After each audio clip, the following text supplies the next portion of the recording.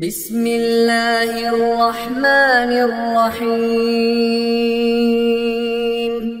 قل أعوذ برب الفلق من شر ما خلق ومن شر غاسق إذا وقب ومن شر النفاثات في العقد ومن شر حاسد إذا حسد. بسم الله الرحمن الرحيم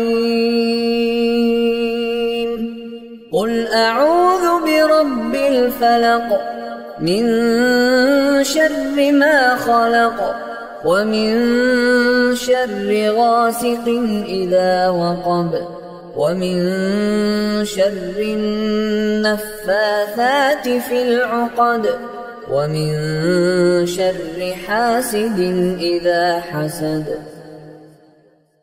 بسم الله الرحمن الرحيم